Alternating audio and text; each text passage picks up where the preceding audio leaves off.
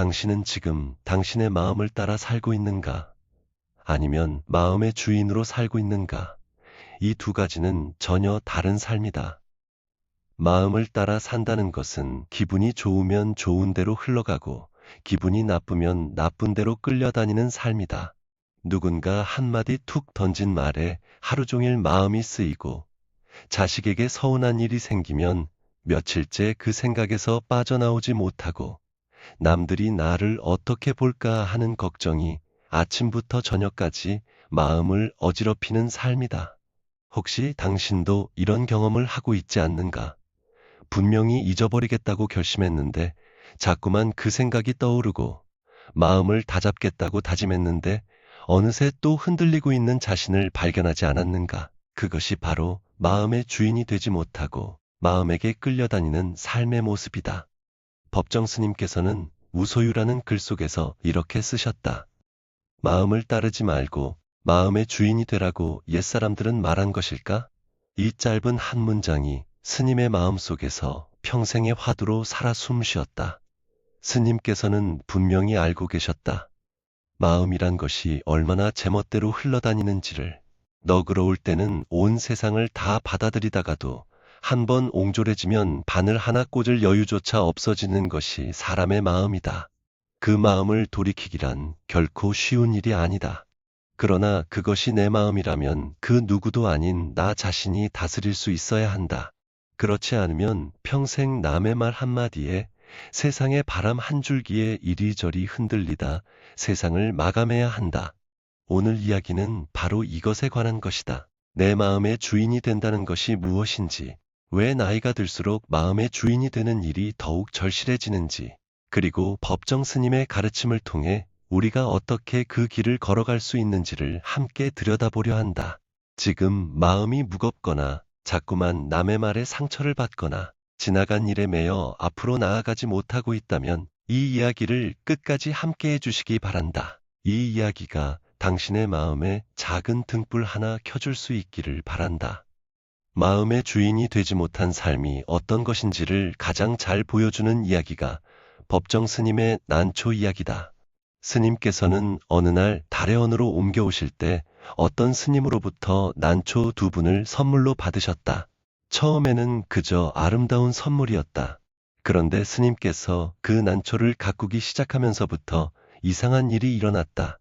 밖에 볼 일이 있어 잠시 방을 비울 때면 환기가 되도록 들창문을 열어두어야 했고 화분을 내놓은 채 나가다가 뒤미처 생각하고는 되돌아와서 들여놓고 나간 적도 한두 번이 아니었다. 산철에도 나그네 길을 떠나지 못하고 꼼짝없이 그 자리에 붙어 계셨다. 그것이 바로 지독한 집착이었다. 아름다운 것을 사랑하다가 어느새 그것에 붙들린 것이다. 스님께서는 이때 온몸으로 마음속으로 절절히 느끼셨다고 했다. 집착이 괴로움인 것을. 그 난초가 스님을 지배하고 있었다.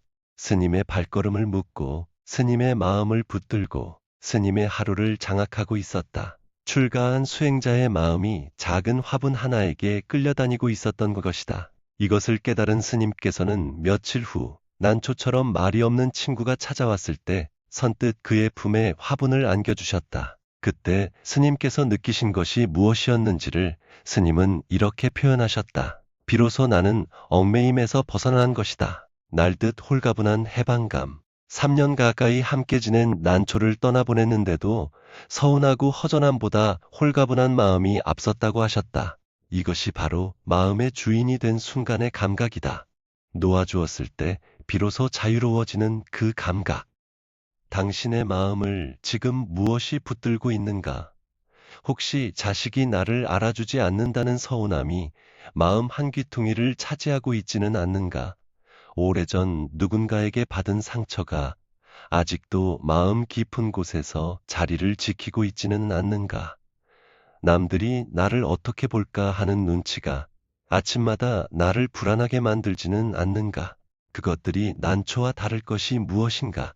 크기만 다를 뿐 우리를 붙들고 있는 집착들이다. 그 집착들이 우리를 자유롭지 못하게 만들고 마음의 평화를 빼앗아가고 우리가 지금 이 순간을 온전히 살지 못하게 막고 있다.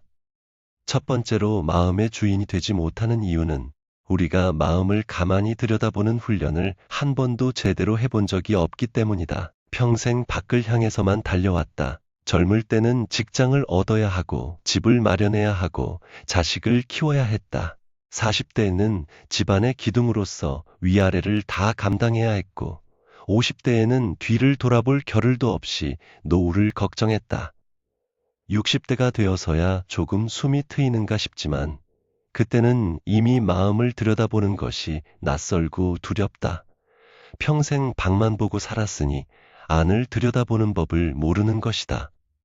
마음 안에 뭐가 있는지 가만히 앉아서 바라보는 일을 해본 적이 없으니 마음이 어디로 달아나는지도 모르고 마음에 끌려다니는 것이다.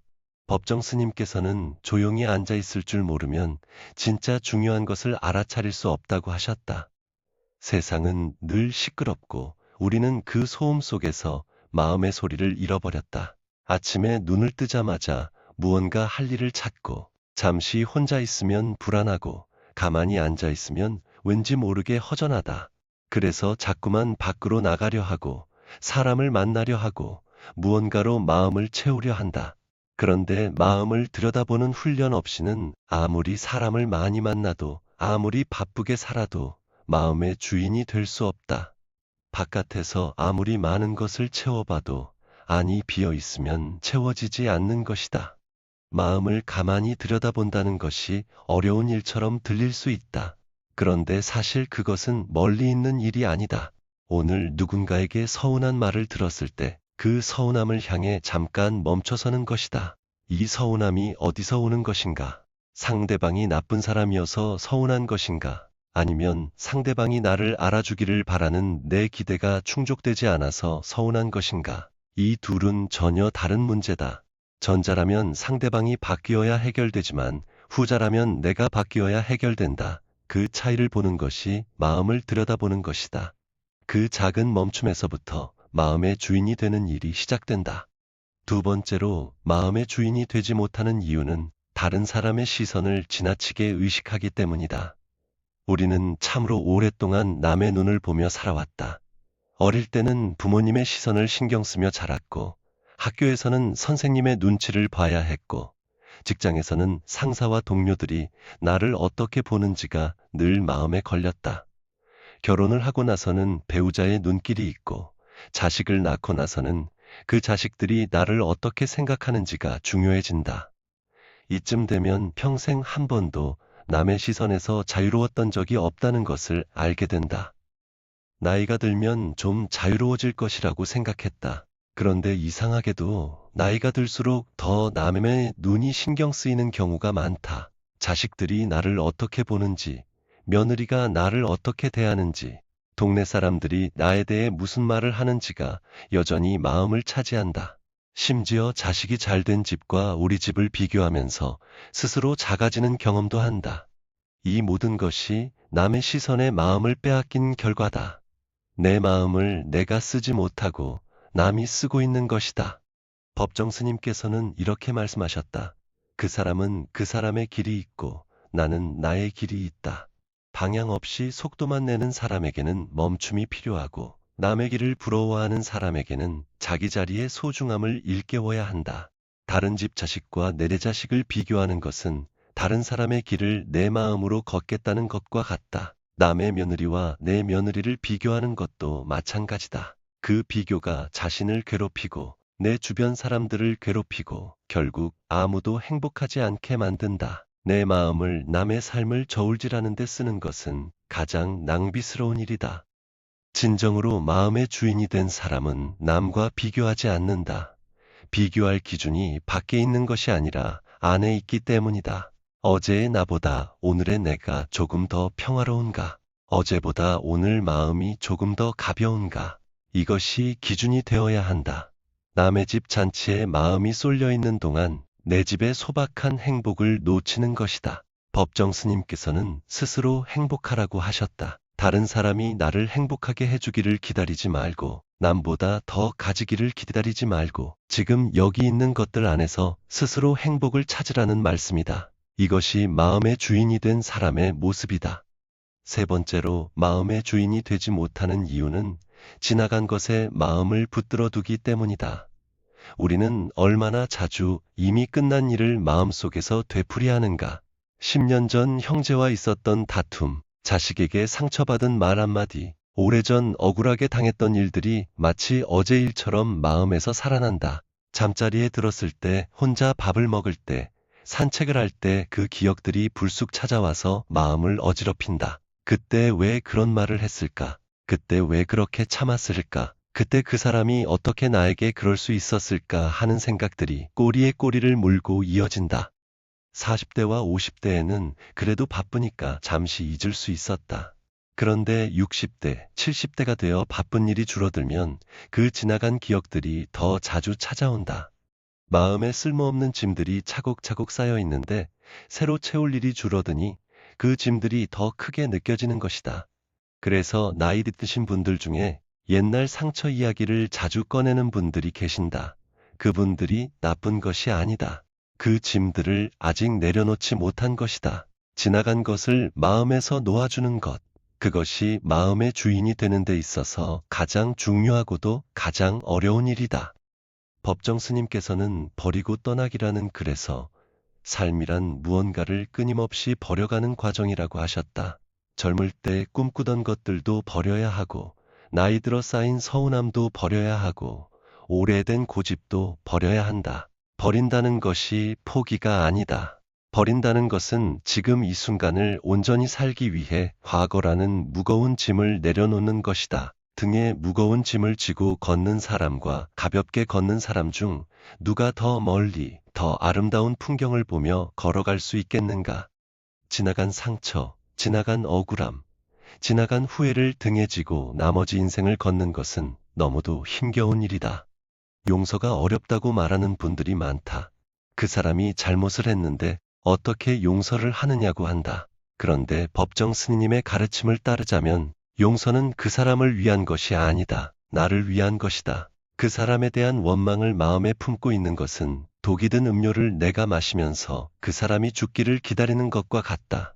상대는 아무 상관없는데 내 마음만 병드는 것이다. 지나간 것을 놓아주는 것은 그 사람을 용서하는 것이 아니라 그 사람이 내 마음을 더 이상 차지하지 못하게 하는 것이다. 그것이 진정한 의미에서 마음의 주인이 되는 일이다. 네 번째로 마음의 주인이 되지 못하는 이유는 오지 않은 미래에 대한 걱정에 마음을 소진하기 때문이다. 노년의 걱정은 특히 이 부분이 크다. 몸이 더 아파지면 어떻게 하나? 돈이 부족해지면 어떻게 하나? 혼자가 되면 어떻게 하나? 자식들이 나를 돌봐줄 수 있을까 하는 걱정들이 새벽에 눈을 뜨게 만들고 잠을 설치게 만들고 맛있는 음식 앞에서도 마음을 무겁게 만든다. 이 걱정들이 전혀 근거 없는 것들이 아니기 때문에 더 무겁다. 실제로 일어날 수 있는 일들이기 때문에 떨쳐내기가 어렵다. 그런데 법정 스님께서는 삶은 소유가 아니라 순간순간에 있음이라고 하셨다. 지금 이 순간 살아있다는 것, 지금 이 순간 숨을 쉬고 있다는 것, 지금 이 순간 이 말씀을 듣고 있다는 것이 바로 삶이다. 오지 않은 내일을 걱정하느라 오늘을 잃어버리는 것은 가장 어리석은 일이다. 내일 비가 올까봐 오늘 우산을 펼치고 걷는 사람은 없다. 그런데 마음은 늘 그렇게 한다. 아직 오지 않은 비를 막으려고 오늘의 햇살을 가리는 것이다. 스님께서는 또한 이렇게 말씀하셨다. 언제 어디서나 지금 이 순간을 살아라. 지금의 생각이 미래의 인생을 만든다. 오늘을 소중히 쓰는 사람이 결국 후회 없는 삶을 살아간다. 걱정이 전혀 없는 삶이 불가능하다는 것을 안다. 그리고 걱정을 무조건 없애라는 것이 아니다. 그 걱정을 마음 안에서 어떻게 다루느냐가 중요하다. 걱정이 올 때 그 걱정을 마음 안에서 살펴볼 수 있어야 한다. 이 걱정이 지금 내가 할 수 있는 일에 대한 것인가? 아니면 아무리 걱정해도 내 힘으로 바꿀 수 없는 일에 대한 것인가? 바꿀 수 있는 일이라면 걱정 대신 행동이 필요하다. 바꿀 수 없는 일이라면 걱정 자체가 쓸모없는 것이다. 이 구분을 할 수 있는 사람이 마음의 주인이다. 다섯 번째로 마음의 주인이 되지 못하는 이유는 혼자 있는 시간을 두려워하기 때문이다. 법정 스님께서는 홀로 사는 즐거움이라는 글에서 이렇게 말씀하셨다. 사람은 본질적으로 홀로일 수밖에 없는 존재다. 이 세상에 올 때도 홀로 왔고, 살 만큼 살다가 떠날 때도 홀로 간다. 그리고 홀로 있다는 것은 어디에도 물들지 않고 순수하며 자유롭고 부분이 아니라 전체로서 당당하게 있음이라고 하셨다. 누군가와 함께 있을 때 그는 온전한 자기 자신으로 존재할 수 없다고도 하셨다. 이 말씀을 처음 들으면 의아하게 느껴질 수 있다. 함께 있을 때 더 행복하지 않은가라고 반문할 수 있다. 그런데 가만히 생각해보면 스님의 말씀이 옳다. 사람과 함께 있을 때 우리는 자신도 모르게 상대방에게 맞추기 시작한다. 말투도 조금 바뀌고 표정도 달라지고 생각도 어느 정도 상대방을 의식하면서 달라진다. 그것이 나쁜 것은 아니지만 그때의 나는 온전한 나가 아닌 것이다. 홀로 있을 때만 온전히 나 자신으로 있을 수 있다. 그 홀로 있음의 시간에 진정한 나를 만날 수 있고 내 마음을 들여다볼 수 있고 내가 진정으로 원하는 것이 무엇인지를 들을 수 있다. 많은 노인들이 혼자 있는 시간을 견디지 못해 자꾸만 사람을 찾는다. 자식들에게 자주 전화를 하고 친구들을 만나려 하고 어디든 나가려 한다. 그런데 그 혼자 있는 시간이 두렵고 불편한 것은 그 시간에 만나게 되는 자신이 낯설기 때문이다. 평생 바깥을 향해서만 달려왔으니 혼자 앉아 있으면 무엇을 해야 할지 모르는 것이다. 그 어색함과 공허함이 두려운 것이다. 그래서 자꾸 밖으로 나가려 하고 사람을 만나려 하고 텔레비전이라도 켜놓아야 마음이 안정되는 것이다. 법정 스님께서는 고독과 고립은 전혀 다른 것이라고 하셨다. 고독은 때로 사람을 맑고 투명하게 하지만 고립은 그 출구가 없는 단절이라고 하셨다. 또한 시장기 같은 외로움을 느껴야 한다고 하셨다. 배가 고플 때 그 시장기를 피하려 하지 말고 온전히 느껴보라는 것이다. 그 고독 속에서 자기 정화가 이루어진다는 것이다. 혼자 있는 시간을 두려워하지 말고 그 시간을 자신과 만나는 귀한 시간으로 받아들일 때 비로소 마음의 주인이 되는 길이 열린다. 이쯤에서 한 가지를 더 짚고 넘어가야 한다. 마음의 주인이 되지 못하는 또 다른 깊은 이유가 있다. 그것은 바로 말의 홍수 속에서 살기 때문이다. 오늘날 우리는 너무 많은 말 속에 살고 있다. 텔레비전에서는 쉬지 않고 말이 쏟아지고 가족들과 모이면 여기저기서 이야기가 오간다. 그 말들이 모두 필요한 것인가? 그 말들 중에 진심이 담긴 것이 얼마나 되는가? 법정 스님께서는 말이 많은 사람은 생각이 밖으로 흩어져 안으로 여물 기회가 없다고 하셨다. 불필요한 말은 마음의 분란만 키운다고도 하셨다. 많이 말하는 사람이 현명한 것이 아니라 필요한 말만 정확히 하는 사람이 단단한 것이다. 60대, 70대가 되면 말이 더 적어지는 분들이 있다. 젊을 때처럼 감정을 쏟아내지 않고 화가 나도 잠시 참고 서운해도 쉽게 말로 꺼내지 않는다. 그것이 마음이 없어서가 아니라 마음이 단단해진 것이다. 말을 아끼게 되면 마음 안에서 무언가가 여물기 시작한다. 말로 털어버리지 않으니 그 감정을 안에서 마주하게 되고 마주하다 보면 그 감정이 어디서 왔는지가 보이기 시작한다. 그때부터 조금씩 마음의 주인이 되는 것이다. 법정 스님께서는 침묵에 대해서도 이렇게 말씀하셨다. 입안에 말이 적고 마음에 일이 적고 뱃속에 밥이 적어야 한다고.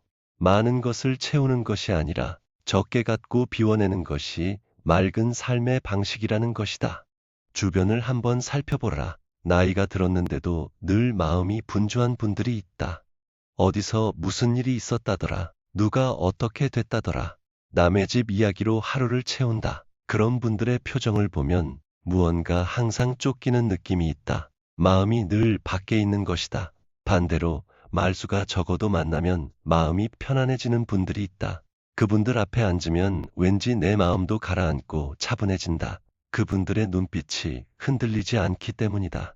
마음이 안에 있는 사람, 마음의 주인이 된 사람에게서 나오는 고요함이 주변 사람들에게도 전해지는 것이다. 그것이 말로 설명할 수 없는 품격이다. 그렇다면 어떻게 마음의 주인이 될 수 있는가? 법정 스님께서는 그 길을 분명하게 보여주셨다. 먼저 하루에 하나씩 버리는 연습을 해보라. 스님께서는 난초를 친구에게 건네주신 후 이때부터 나는 하루 한 가지씩 버려야겠다고 스스로 다짐을 했다고 하셨다. 아무것도 갖지 않는 것이 아니라 불필요한 것을 갖지 않겠다는 결심이다. 마음에도 불필요한 것들이 너무 많이 쌓여 있다. 다른 집과 비교하는 마음, 자식에게 섭섭한 마음, 오래된 원망, 이루지 못한 것에 대한 후회들이 마음의 귀한 자리를 차지하고 있다. 그것들을 하루에 하나씩 버리는 연습을 하는 것이다. 버리는 것이 한꺼번에 되지 않는다. 그래서 하루에 하나씩이다. 오늘은 자식이 자주 연락하지 않는다는 서운함을 조금 내려놓아 보라. 어제 배우자에게 들었던 무심한 말 한마디를 오늘은 마음에서 꺼내어 놓아주라. 형제가 나만큼 부모님을 챙기지 않는다는 원망을 잠시 내려놓아 보라. 이것들을 하나씩 내려놓을 때마다 마음이 한결 가벼워지는 것을 느낄 수 있을 것이다. 처음에는 금방 다시 올라온다.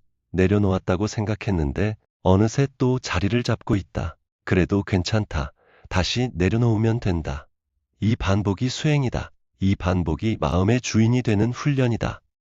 두 번째로 나는 누구인가 하고 스스로 물어보는 시간을 가지라. 법정 스님께서는 산에는 꽃이 피네라는 글에서 이렇게 말씀하셨다. 나는 누구인가? 스스로 물으라. 자신의 속얼굴이 드러나 보일 때까지 묻고 묻고 물어야 한다.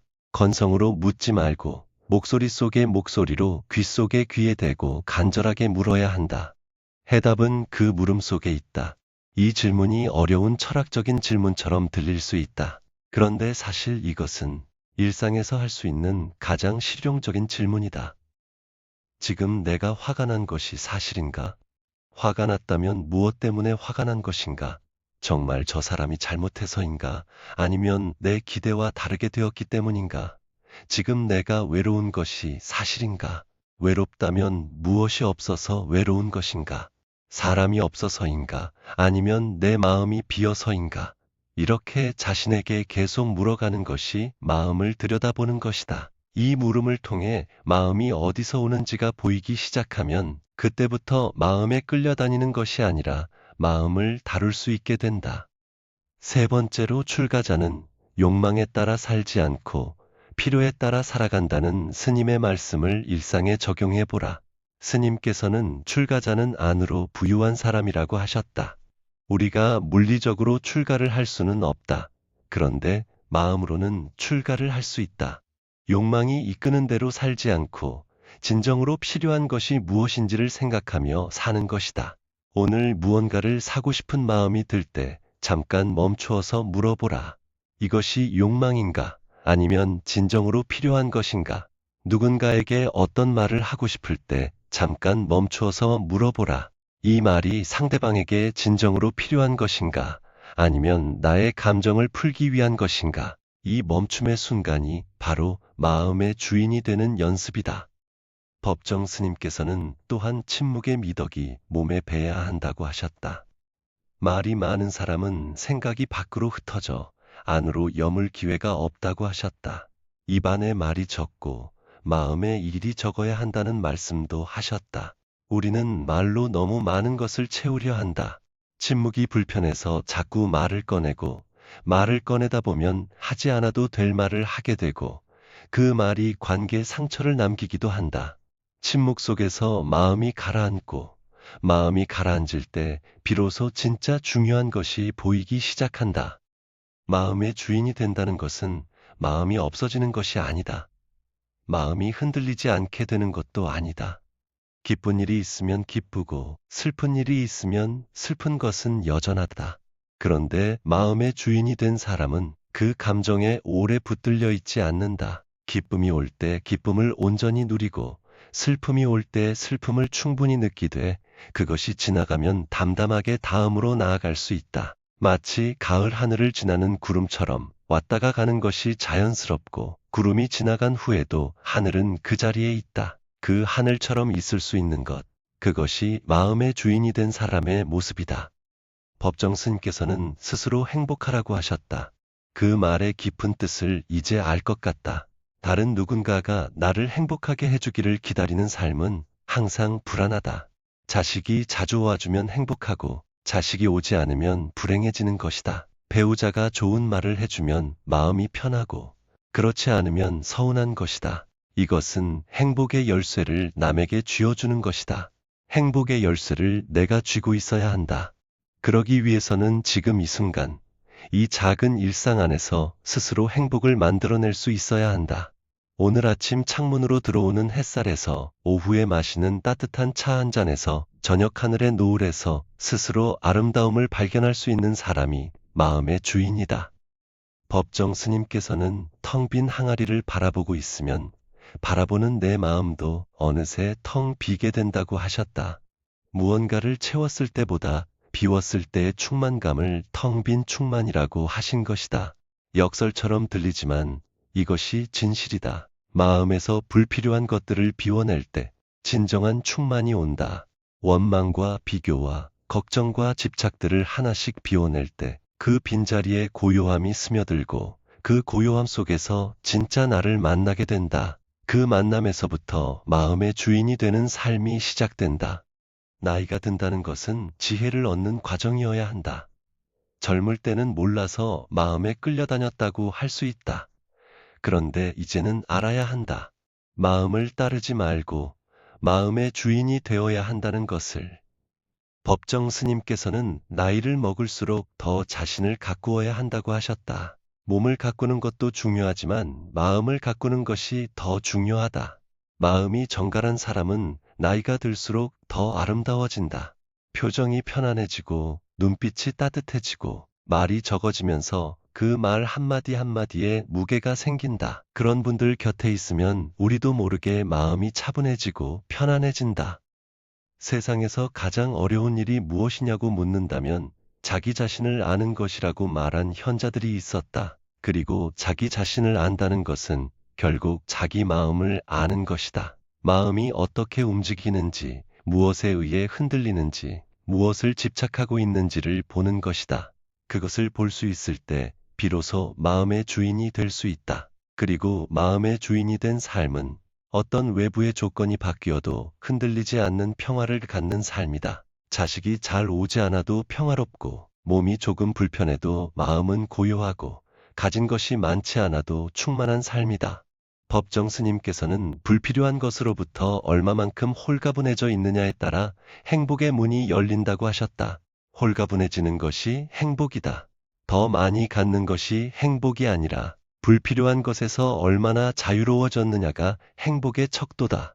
마음의 주인이 된 사람은 홀가분하다. 마음을 끌어당기는 집착들로부터, 남의 시선으로부터, 지나간 것으로부터, 오지 않은 미래의 걱정으로부터 조금씩 자유로워진 사람이다. 완전히 자유로운 사람은 없다. 그러나 어제보다 조금 더 자유로워지는 것, 그것이 오늘 우리가 해야 할 일이다. 마음의 주인이 되는 길은 어느 하루아침에 완성되지 않는다. 그것이 평생의 수행이다. 법정 스님께서도 그 길을 평생 걸어가셨다. 난초에 집착했다가 그 집착을 깨닫고 내려놓는 일, 말을 아끼고 침묵을 익히는 일, 홀로 있는 시간을 두려워하지 않고 그 시간에 자신을 만나는 일, 이 모든 것이 하루하루 쌓이면서 마음의 주인이 되어가는 것이다. 스님께서는 크게 버리는 사람만이 크게 얻을 수 있다고도 하셨다. 아무것도 갖지 않을 때 비로소 온 세상을 갖게 된다는 것이 무소유의 영리라고 하셨다. 마음도 마찬가지다. 마음에서 불필요한 것들을 내려놓을 때 마음 안에 진정한 평화가 가득 찬다. 나이가 들수록 이 길이 더욱 소중해진다. 몸은 예전 같지 않고 세상은 빠르게 변해가고 곁에 있던 사람들이 하나둘 줄어드는 시간 속에서 마음의 주인이 되는 것만이 흔들리지 않는 안정을 준다. 자식이 자주 오지 않아도 마음이 평화로울 수 있고, 몸이 불편해도 마음이 고요할 수 있고, 혼자 있는 시간이 길어져도 외롭지 않을 수 있다. 그것이 가능한 것은 마음의 중심이 밖에 있지 않고 안에 있기 때문이다. 밖의 조건이 어떻게 변해도 안이 단단한 사람은 흔들리지 않는다. 바람이 아무리 세게 불어도 뿌리 깊은 나무는 쓰러지지 않는 것처럼 법정 스님께서는 인생을 마감하실 때 모든 책을 절판해달라는 유언을 남기셨다. 평생 글을 쓰시고 그 글이 수십만 독자에게 닿았음에도 불구하고 그것에 집착하지 않으셨다. 자신이 세상에 남긴 것에 대한 집착조차 버리신 것이다. 그분의 삶 자체가 마음의 주인이 어떤 모습인지를 보여주는 것이었다. 살 때는 열심히 살고 떠날 때는 미련 없이 떠나라는 말씀처럼 스님께서는 그 말씀 그대로 사셨다. 우리도 그 길을 조금씩 따라갈 수 있다. 한꺼번에 완전한 자유를 얻으려 하지 않아도 된다. 오늘 하루 마음이 흔들릴 때 잠깐 멈추어 보는 것으로 충분하다. 어제보다 오늘 조금 더 가벼운 마음으로 저녁을 맞이하는 것으로 충분하다. 그 작은 것들이 쌓여 어느 순간 당신 안에 단단한 고요함이 생겨나 있을 것이다. 그것이 마음의 주인이 된 사람에게 찾아오는 선물이다. 오늘 이 이야기가 당신의 마음에 작은 씨앗 하나 심어 놓을 수 있기를 바란다. 마음을 따르지 말고 마음의 주인이 되라는 법정 스님의 말씀이 오늘 하루 당신의 가슴에 살아있기를 바란다. 누군가의 말에 마음이 흔들릴 때, 지나간 일이 떠올라 마음이 무거울 때, 잠깐 멈추어서 자신에게 물어보라. 지금 마음에 끌려가고 있는가? 아니면 마음을 바라보고 있는가? 그 멈춤 하나가 당신을 마음의 주인으로 데려다 줄 것이다. 구독과 좋아요를 눌러주시면 더 많은 분들과 이런 지혜를 나눌 수 있어 감사하겠습니다.